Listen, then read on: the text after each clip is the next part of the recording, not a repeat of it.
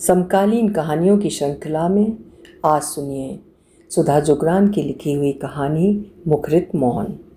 सुधा जी एक जानी मानी और प्रतिष्ठित लेखिका हैं। प्रस्तुत है उनकी कहानी मेरी जुबानी। मैं हूँ सीमा सिंह। अवनी आखिर परिमल की हो गई। विदाई का समय आ गया। मम्मी पापा अपनी इकलौती लाडली नाजों में पली गुड़िया सी बेटी को विदा कर पाने की हिम्मत नहीं जुटा पा रहे थे। बेटी तो आती रहेगी विवाह के बाद भी, पर बेटी पर यह अधिकार बोध तब शायद न रहेगा। ये एक प्राचीन मान्यता है। अधिकार तो बेटे पर विवाह के बाद बेटी से भी कम हो जाता है, पर बोध कम नहीं होता। शायद उसी सूत्र को पकड़कर बेटी के माता पिता की आंखें विदाई के समय आज भी भीग जाती हैं। हृदय आज भी तड़प उठता है इस आशंका से कि बेटी ससुराल में दुख पाएगी या सुख। हालांकि आज के समय में ये पता नहीं रहता कि वास्तव में दुख कौन पा सकता है, बेटी या ससुराल वाले। अरमान किसके चूर चूर हो सकते हैं दोनों में से, उम्मीदें किसकी ध्वस्त हो सकती हैं। विदाई के बाद भरी आंखों से अवनी कार में बैठी सड़क पर पीछे छूटती वस्तुओं को देख रही थी। इन वस्तुओं की तरह ही जीवन का एक अध्याय भी पीछे छूट गया था और कल से एक नया अध्याय जोड़ने वाला था जिंदगी की किताब में, जिसे उसे पढ़ना था। लेकिन पता नहीं अध्याय कितना सरल या कठिन हो। मम्मी, मैं परिमल को पसंद करती हूँ और उसी से शादी करूँगी। घर में उठती रिश्ते की बातों से घबराकर अवनी ने कुछ घबराते लरजते शब्दों में माँ को सच्चाई से अवगत कराया। परिमल? पर बेटा, वो गैर बिरादरी का लड़का, पूरी तरह शाकाहारी व नौकरी पेशा परिवार है उनका। उससे क्या फ़र्क पड़ता है मम्मी? लेकिन परिमल की नौकरी भी वहीं पर है, तुझे हमेशा ससुराल में ही रहना पड़ेगा, ये सोचा तूने? तो क्या हुआ, आप अपने जानने वाले व्यवसायिक घरों में भी मेरा विवाह करोगे तो क्या साथ में नहीं रहना पड़ेगा? वहाँ भी रह लूँगी। है ही कौन घर पर, माता पिता ही तो हैं। बहन की शादी तो पहले ही हो चुकी है। व्यवसायिक घर में तेरी शादी होगी तो रुपयों पैसों की कमी ना होगी। कई समस्याओं का समाधान आर्थिक मजबूती कर देती है, मानसी शंका जाहिर करती हुई बोली। ओहो मम्मी, इतना मत सोचो। अक्सर हम जितना सोचते हैं उतना कुछ होता नहीं है। मैं और परिमल दोनों की अच्छी नौकरियां हैं। मुझे खुद पर भरोसा है, निपट लूँगी सब बातों से। आप तो बस पापा को मनाओ, क्योंकि मैं परिमल के अलावा किसी दूसरे से विवाह नहीं करूँगी। अवनी के तर्क वितर्क से मानसी निरुत्तर हो गई थी। आजकल के बच्चे कुछ कहें तो माता पिता के होठों पर हाँ के सिवा कुछ नहीं होना चाहिए। यही आधुनिक जीवन शैली और विचारधारा का पहला दस्तूर है। अवनी के माता पिता ने भी सहर्ष हाँ बोल दी। दोनों पक्षों की सफल वार्ता के बाद अवनी व परिमल विवाह सूत्र में बंध गए थे। बारात विदा होने से पहले ही बारातियों की एक कार अपने गंतव्य की तरफ चल दी थी, जिनमें परिमल की मम्मी भी थीं, ताकि वे जल्दी पहुंचकर बहू के स्वागत की तैयारियां कर सकें। बारात देहरादून से वापस दिल्ली जा रही थी। बारात जब घर पहुंची तो नई नवेली बहू के स्वागत में सबके पलक पांवड़े बिछ गए।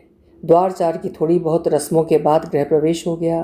पंडित जी भी अपनी दक्षिणा पाकर दुम दबाकर भागे और घर पर इंतजार करते बैंड वाले भी अपना कर्तव्य पालन कर भाग खड़े हुए। बारात के दिल्ली पहुंचते पहुंचते रात के 8 बज गए थे। खाना तैयार था। अधिकांश बाराती तो रास्ते से ही इधर उधर हो लिए। करीबी रिश्तेदार जिन्होंने घर तक आने की ज़रूरत महसूस की थी भी खाना खाकर जाने को उद्यत हो गए। परिमल की माँ सुजाता ने सबको भेंट वगैरह देकर रुखसत कर दिया। घर में अब सुजाता, सरस, बेटी दामाद व दूल्हा दुल्हन रह गए थे। दामाद की नौकरी तो दूसरे शहर में थी, पर घर स्थानीय था, इसलिए बेटी दामाद भी अपने घर चले गए। परिमल, तुमने भी होटल में कमरा बुक किया हुआ है, तुम भी निकल जाओ। तुम्हारे दोस्त तुम्हें छोड़ देंगे और ड्राइवर तुम्हारे दोस्तों को घर छोड़ता हुआ चला जाएगा। काफ़ी देर हो रही है, आराम करो, सरस बोले।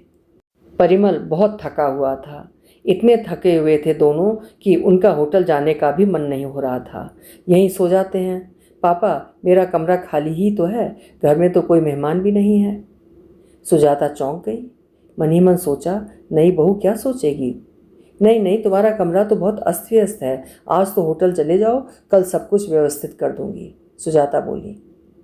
परिमल दुविधा में सोफे पर बैठा ही रहा और साथ में अवनी भी। थकान के मारे आंखें मुद रही थीं। मायके की बात होती तो सारा ताम झाम उतार कर शॉर्ट्स और टी शर्ट पहनकर फुल एसी पंखा खोल कर चित्त सो जाती, लेकिन यहाँ ऐसा कुछ नहीं कर सकती थी, इसलिए चुप बैठी रही। जाओ परिमल, ड्राइवर इंतज़ार कर रहा है। चलो अवनी। थके मांदे अवनी व परिमल थके शरीर को धकेल कर कार में बैठ गए। अवनी का दिल कर रहा था पीछे सिर टिकाए और सो जाए। शादी से पहले उसके पापा ने उसकी मम्मी से कहा था कि अवनी व परिमल का दिल्ली से देहरादून की फ़्लाइट का टिकट करवा देते हैं। रोड की 7-8 घंटे की जर्नी इन्हें थका देगी, लेकिन भारतीय संस्कार आड़े आ गए, इसलिए मानसी बोली। शादी के बाद अवनी उनकी बहू है, वे उसे ट्रेन से ले जाएं, कार से ले जाएं, बैलगाड़ी से ले जाएं या फिर फ़्लाइट से, हमें बोलने का कोई हक नहीं। सुनकर अवनी मन ही मन मुस्कुरा दी थी। वाह भाई भारतीय परंपरा। सड़क मार्ग से यात्रा करने में मेरी तबीयत खराब होती है, इसलिए मुझे उल्टी की दवाई खाकर जाना पड़ेगा, लेकिन बेटी को चाहे कितनी भी ऊंची शिक्षा दे दो और वो कितने ही बड़े पद पर कार्यरत क्यों ना हो, एक ही रात में उसके मालिकों की अदला बदली कैसे हो जाती है, उस पर अधिकार कैसे बदल जाते हैं। उसकी खुद की भी कोई मर्जी है, खुद की भी कोई तकलीफ है, खुद का भी कोई निर्णय है। इस विषय में कोई भी नहीं जानना चाह रहा। लेकिन उसकी शादी होने जा रही थी। वो बमुश्किल 1 महीने की छुट्टी ले पाई थी, 20 दिन विवाह से पहले और 10 दिन बाद के, लेकिन उन 10 दिनों की भी कश्मकश थी। उसे ससुराल में शादी के बाद की कुछ ज़रूरी रस्मों में भी शामिल होना था और हनीमून ट्रिप पर भी जाना था। बहुत टाइट शेड्यूल था। शादी से पहले की छुट्टियां भी ज़रूरी थीं। उसे शादी की तैयारियों के लिए भी समय नहीं मिल पाया था। शादी भी ऑफिस के ज़रूरी कार्यों की तरह ही निपट रही थी। शायद वे दोनों 1 महीने से किसी प्रोजेक्ट को पूरा करने आए हैं। ऊपर से मम्मी के उपदेश सुनते सुनते वो तंग आ गई थी। बहू को ऐसा नहीं करना चाहिए, बहू को वैसा नहीं करना चाहिए, ऐसे रहना वैसे रहना, चिल्लाकर बात नहीं करना, सुबह उठना, ऑफिस से आकर थोड़ी देर सास ससुर के पास बैठना, किचन में जितनी बन पाए मदद जरूर करना। एक दिन सुनते सुनते वो भन्ना गई। मम्मी, जब भैया की शादी हुई थी तब भैया को भी यही सब समझाया था।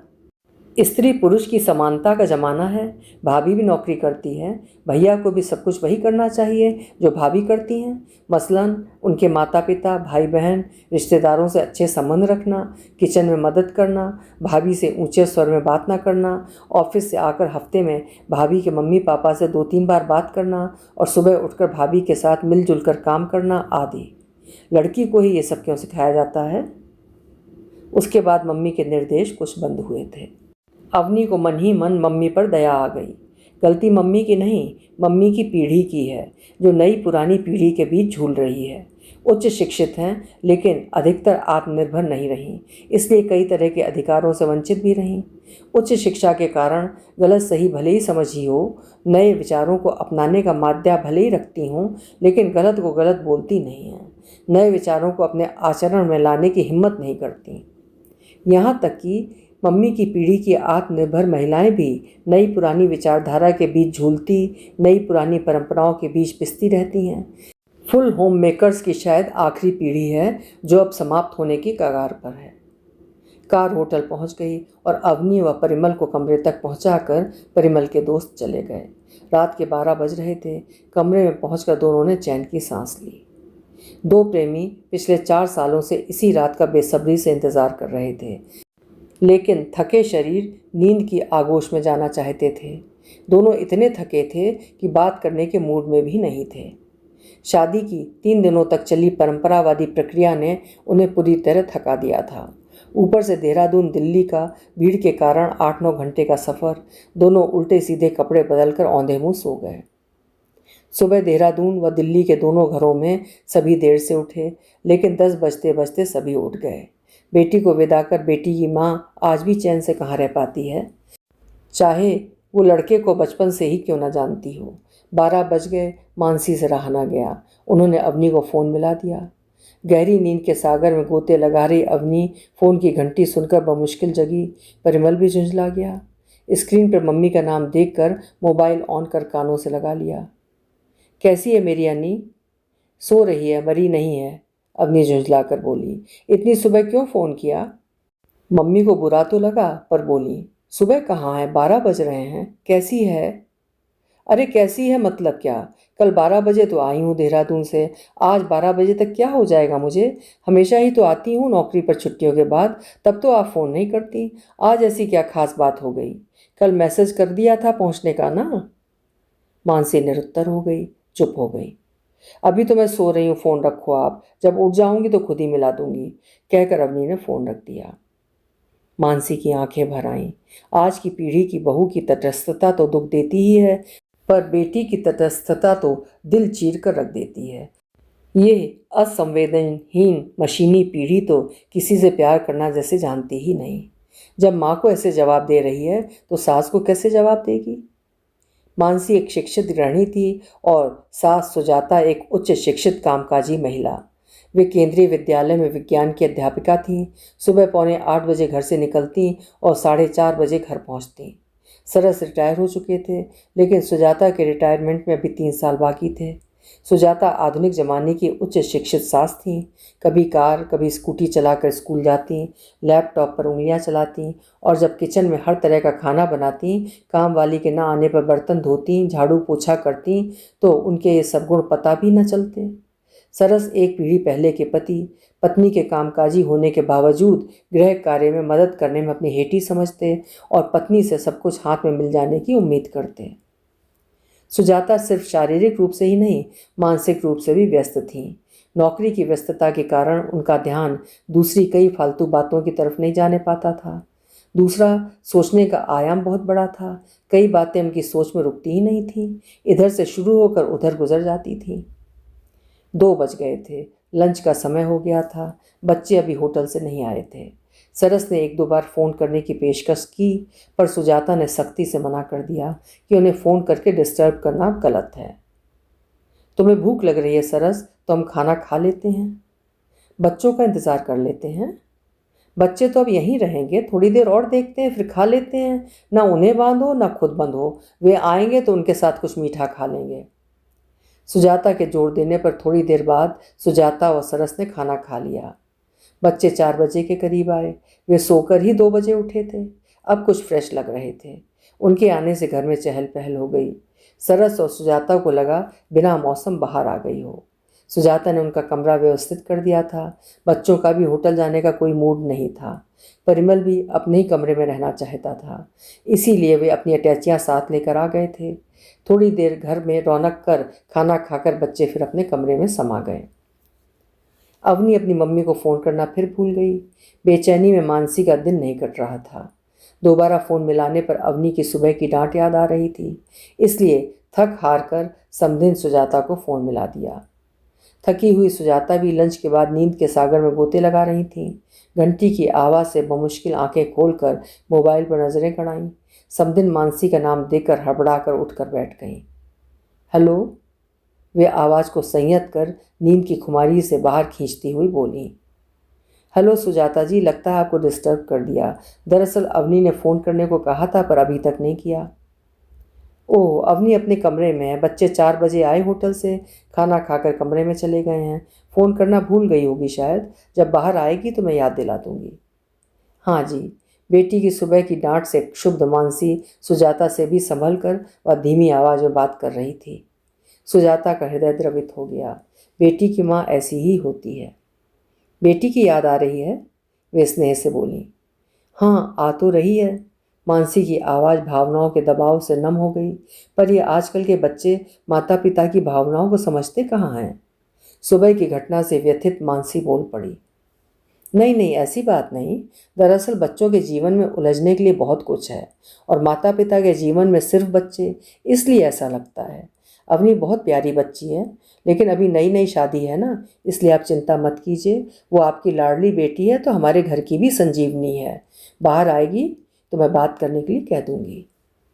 ठीक है, कहकर मानसी ने फ़ोन रख दिया। सुजाता की नींद तो मानसी के फ़ोन से उड़ गई थी। सरस भी आवाज़ से उठ गए थे, इसलिए वो उठकर हाथ मुंह धोकर चाय बनाकर ले आई। बच्चे दूसरे दिन हनीमून पर निकल गए। वापस आए तो कुछ दिन अवनी के घर देहरादून चले गए। इस बीच सुजाता की छुट्टियां खत्म हो गईं।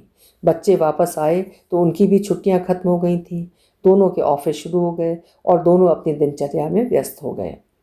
वैसे तो सुजाता बहुत ही आधुनिक विचारों की कामकाजी सास थीं, पर वे इस नई पीढ़ी को नवविवाहित जीवन की शुरुआत करते बड़े आश्चर्य व कौतूहल से देख रही थीं। इन बच्चों की दिनचर्या में उनके मोबाइल व लैपटॉप के अलावा किसी के लिए भी जगह नहीं थी। उनके ऑफिस संबंधी अधिकतर काम तो मोबाइल से ही निपटते थे, बाकी बचे लैपटॉप से। सुबह 8 साढ़े 8 बजे के निकले बच्चे रात के 8:30 बजे के बाद ही घर में घुसते। उनकी दिनचर्या में अपने नवविवाहित साथी के लिए ही जगह नहीं थी, फिर सास ससुर की कौन कहे। इन्हें प्यार करने के लिए फुर्सत कैसे मिली होगी। सुजाता अक्सर सरस से परिहास करती, लगता है प्यार भी मोबाइल पर ही निपटा लिया होगा, ऑफिस के जरूरी कार्यों की तरह। मानसी बेटी से बात करने के लिए तरस जाती। पहले सिर्फ उसकी नौकरी थी, इसलिए थोड़ी बहुत बात हो जाती थी, पर अब उसकी दिनचर्या का थोड़ा बहुत हिस्सेदार परिमल भी हो गया था। सास ससुर के साथ भी थोड़ा बहुत बैठती है छुट्टी के दिन। कभी किचन का रुख भी कर लिया कर। अब तेरी शादी हो गई है, तेरे सास ससुर अच्छे हैं, पर थोड़ी बहुत उम्मीद तो वे भी करते होंगे। एक दिन फ़ोन पर बात करते हुए मानसी बोली, उफ मम्मी, फिर शुरू हो गए आपके उपदेश। अरे जब मैं किसी से बदलने की उम्मीद नहीं करती, जो जैसा है वैसा ही रह रहा है, तो मुझसे बदलने की उम्मीद कैसे कर सकता है कोई। शादी मेरे लिए ही सजा क्यों है। ये मत पहनो, वो मत पहनो, ये मत करो, वो मत करो। मन हो ना हो सबसे बातचीत करो, जल्दी उठो, रिश्तेदार आए तो उन्हें खुश करो। अवनी झल्ला कर बोली। कमरे से बाहर से गुजरती सुजाता के कानों में अवनी की ये बात पड़ गई। सुजाता बहुत ही खुले विचारों की महिला थी। हर बात का सकारात्मक पहलू देखना व विश्लेषणात्मक तरीके से सोचना उनकी आदत थी। पारंपरिक सास के कवच से बाहर आकर एक स्त्री के नज़रिए से वो सोचने लगी, आखिर गलत क्या कह रही है अवनी। शादी सजा क्यों बन जाती है किसी लड़की के लिए। लड़के के लिए शादी ना कल सजा थी ना आज, पर लड़की के लिए वे खुद भी कामकाजी रही हैं, अंदर बाहर की जिम्मेदारियों में बुरी तरह पिसी हैं। पति ने भी इतना साथ नहीं दिया। कितने ही क्षण ऐसे आए जब नौकरी बचाना भी मुश्किल हो गया था। कामकाजी होते हुए भी उनसे एक संपूर्ण गृहिणी वाली उम्मीद की गई। ऐसे विचार कई बार उनके हृदय को भी आंदोलित करते थे, पर गलत को गलत कहने की उच्च शिक्षित होते हुए भी, यहाँ तक कि आर्थिक रूप से आत्मनिर्भर होते हुए भी उनकी पीढ़ी ने हिमाकत नहीं की। उन्हें लग रहा था जैसे उनकी पीढ़ी का मौन अब अवनी की पीढ़ी की लड़कियों के मुंह से मुखरित हो रहा है। अवनी की पीढ़ी की लड़कियों की दिनचर्या अपने हिसाब से शुरू होती है और अपने हिसाब से खत्म होती है। ये देखकर उन्हें अच्छा भी लगता।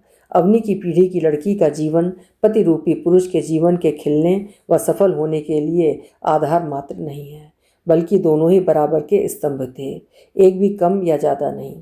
वे अपने बेटे को अवनी से ज़्यादा बदलते हुए देख रही थी। शादी के बाद वो पहले से जल्दी उठता, दोनों भाग दौड़ कर तैयार होते, बेडरूम ठीक करते, अपने अपने कपड़े प्रेस करते, उन्हें अलमारियों में लगाते। नाश्ते के लिए एक टोस्ट सेकता तो दूसरा कोल्ड कॉफ़ी बनाता, एक कॉर्नफ्लेक्स बाउल में डालता तो दूसरा दूध गिलास में, एक ऑमलेट बनाता तो दूसरा टोस्ट पर बटर लगाता। सुजाता खुद कामकाजी थीं, इसलिए उनकी बहुत अधिक मदद नहीं कर सकती थी। बस घर की व्यवस्था उन्हें ठीक ठाक मिल रही थी। राशन पानी सब्जी कब कहाँ से आएगा, काम वाली कब काम करेगी, खाना कब बनेगा, इसका सिरदर्द ना होना भी बहुत बड़ी मदद थी। इसलिए व्यक्तिगत स्तर पर मदद को लेकर वो चुप ही रहती थी। लेकिन परिमल को हर कदम पर अवनी का साथ व स्वतंत्रता देते देख सुजाता को अपना जीवन व्यर्थ जाया लगने जैसा लगता। वे खुद तो कभी नौकरी व घर के बीच पूरी ही नहीं पड़ी थी, ऊपर से सारे रिश्ते नाते। अवनी को तो रिश्ते नाते निभाने की कोई फिक्र ही नहीं थी। यहाँ तक तो उसकी न तो सोच जाती ना ही समय था। उस पर भी अपरिवार छोटे, एक टाइम की चाय भी नहीं पिलानी है, और फिर व्हाट्सएप, चाय की प्याली भी गुड मॉर्निंग के साथ व्हाट्सएप पर भेज दो, और ज़रूरत पड़ने पर बर्थडे केक भी। ये सब सोचकर सुजाता मन ही मन मुस्कुराई। अवनी की पीढ़ी की लड़कियों ने जैसे एक युद्ध छेड़ रखा है, वर्षों से आ रही नारी की पारंपरिक छवि के विरुद्ध। सुजाता सोचती, भले ही कितना कोस लो, आजकल की लड़कियों को सच तो ये है कि सही मानों में वे अपना जीवन जी रही हैं, मुखरित हो चुकी हैं। ये पीढ़ी ऐसा ही जीवन शायद उनकी पीढ़ी या उनसे पहले और उनसे पहले की भी पीढ़ियों की लड़कियों ने चाहा होगा, पर कायदे और रीति रिवाजों में बंध कर रह गईं। पुरुषों के बराबर समानता स्त्रियों को किसी ने नहीं दी, लेकिन ये पीढ़ी अपना वो अधिकार छीन कर ले रही है। फिर विकास तो अपने साथ कुछ विनाश तो लेकर आता ही है। गेहूं के साथ घुन तो पिस ही जाता है। अवनी और परिमल दोनों आजकल अत्यधिक व्यस्त थे। रात में भी देर से लौट रहे थे। वर्कलोड बहुत था। दोनों के रिव्यू होने वाले थे। घर आकर दोनों जैसा तैसा खाकर दो चार बातें करके औंधे मुंह सो जाते। छुट्टी के दिन भी दोनों लैपटॉप पर आंखें गड़ाए रहते। मानसी की बेचैनी सीमा पार कर रही थी। उसमें सुजाता जैसा धैर्य नहीं था, ना ही वो सुजाता की तरह व्यस्त थी।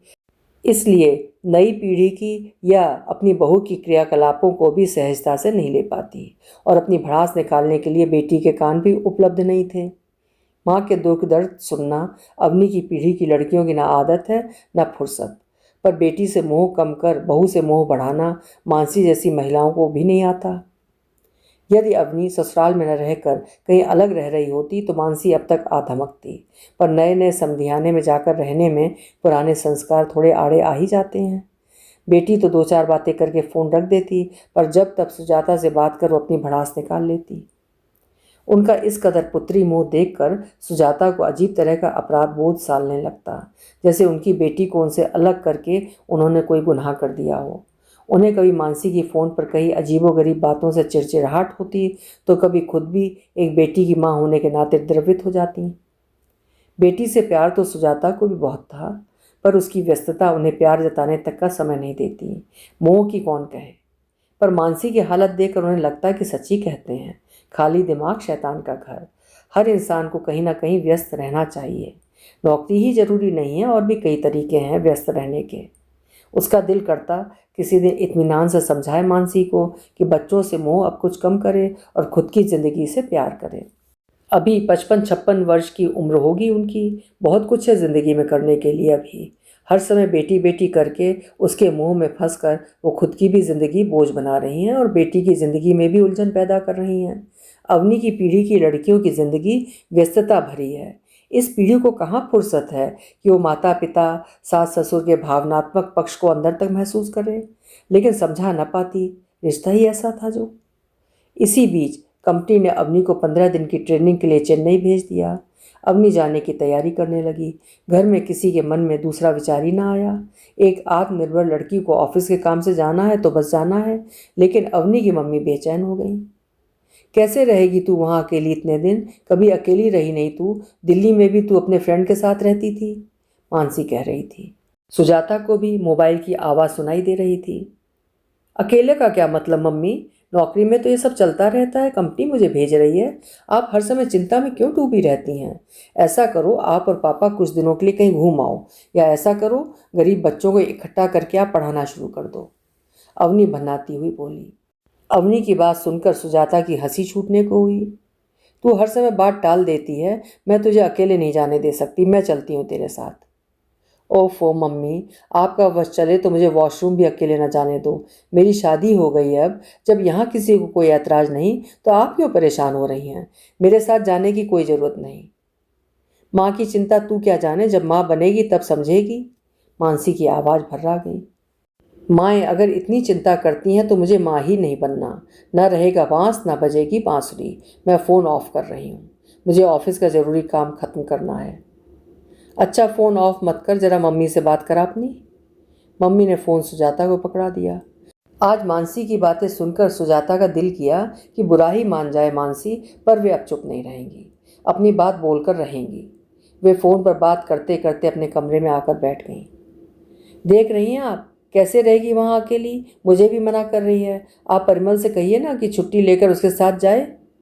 मानसी की बेसिर पैर की बात पर झुंझलाहट हो गई सुजाता को। परिमल के पास इतनी छुट्टी कहाँ है मानसी जी? और फिर ये तो शुरुआत है। जैसे जैसे नौकरी में समय होता जाएगा ऐसे मौके तो आते रहेंगे। आप चिंता क्यों कर रही हैं? आपने उच्च शिक्षा दी है बेटी को तो कोई अच्छा करने के लिए ही ना, घर बैठने के लिए तो नहीं। समझदार व आत्मविश्वासी लड़कियां हैं आजकल की। इतनी चिंता करनी छोड़ दीजिए आप भी। कैसी बात कर रही हैं आप? कैसे छोड़ दूं चिंता? आप नहीं करती अपनी बेटी की चिंता? मैं चिंता करती हूँ मानसी जी, पर अपनी चिंता बच्चों पर लादती नहीं हूँ। सुजाता का दिल किया कि अगला वाक्य ये बोले कि और न बेटी की सास को जब तक कुछ ऐसा वैसा बोलकर परेशान करती हूँ, पर स्वर को संभाल कर बोली, बच्चों की अपनी ज़िंदगी है। यदि बच्चे अपनी ज़िंदगी में खुश हैं तो बस माता पिता को चाहिए कि दर्शक बनकर उनकी खुशी को निहारें और खुद को व्यस्त रखें। आज की पीढ़ी बहुत व्यस्त है, इनकी तुलना अपनी पीढ़ी से मत कीजिए। इसका मतलब ये नहीं है कि बच्चों को हमसे प्यार नहीं है, पर उनकी दिनचर्या ही ऐसी है कि कई छोटी छोटी खुशियों के लिए उनके पास समय ही नहीं है, या कहना चाहिए कि खुशियों के मापदंड ही बदल गए हैं उनकी ज़िंदगी में।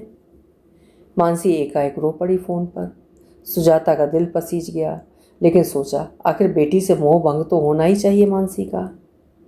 मानसी जी, क्यों दिल छोटा कर रही हैं? अवनी आपकी बेटी है और ज़िंदगी भर आपकी ही बेटी रहेगी। लेकिन एक बच्ची आपके पास भी है, उसे भी अवनी के नज़रिए से देखेंगी तो वो भी उतनी ही अपनी लगेगी। प्यार कीजिए बच्चों से, पर अपना प्यार, अपना रिश्ता लाद कर उनकी ज़िंदगी नियंत्रित मत कीजिए, बल्कि अपनी ज़िंदगी खुशी से जीने के तरीके ढूंढिए। अभी हमारी ऐसी उम्र नहीं हुई है, खूबसूरत उम्र है ये तो। सब जिम्मेदारियों से अब जाकर फारिग हुए हैं, अपने छूटे हुए शौक़ पूरे कीजिए। अब वे दिन लद गए कि बच्चों की शादी की और बुढ़ापा आ गया। अब तो समय आया है एक नई शुरुआत करने का। मानसी चुप हो गई। सुजाता को समझ नहीं आ रहा था कि मानसी उनकी बात कितनी समझी कितनी नहीं, उसे अच्छा लगा या बुरा। आप सुन रही हैं ना? वे धीरे से बोली। मैं आपका दिल नहीं दुखाना चाहती, बल्कि बड़ी बहन की तरह आपका साथ देना चाहती हूँ। अवनी खुश है अपनी ज़िंदगी में, व्यस्त है अपनी नौकरी में, आपके पास कम आ पाती है, कम बात कर पाती है। तो क्या आप सोचती हैं कि वो हमारे पास रहती है तो हमारी बहुत बातें हो जाती हैं? आप दूर हैं फिर भी फ़ोन पर बात कर लेती हैं, लेकिन मैं तो जब उसे अपने सामने थका हुआ देखती हूँ तो खुद ही बातों में उलझाने का मन नहीं करता। छुट्टी के दिन बच्चे काफ़ी देर से सोकर उठते हैं, फिर उनके हफ्ते में करने वाले कई काम होते हैं। शाम को थोड़ा बहुत इधर उधर घूमने या मूवी देखने चले जाते हैं। यदि इस तरह से हम हर समय अपनी खुशियों के लिए बच्चों का मुंह देखते रहेंगे तो हमारी खुशियां रेत की तरह फिसल जाएंगी मुट्ठी से, और हथेली में कुछ भी नहीं बचेगा। इसलिए कहा इतना कुछ। अगर मेरी बात का बुरा लगा हो तो क्षमा चाहती हूँ।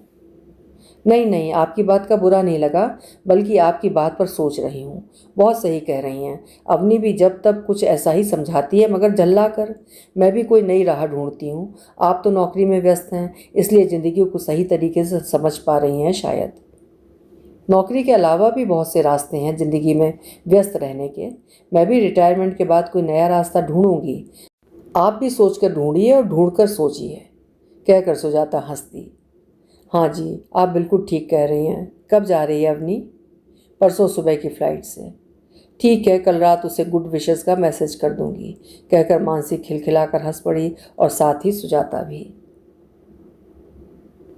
अभी आप सुन रहे थे बदलते हुए समाज के ढांचे को सहजता से स्वीकार करने वाली एक समझ भरी कहानी, मुखरित मौन। उम्मीद है आपको भी पसंद आई होगी। पसंद आई हो तो कहानी लाइक और हाइप ज़रूर करिएगा। कल फिर मिलेंगे। आपका समय शुभ हो।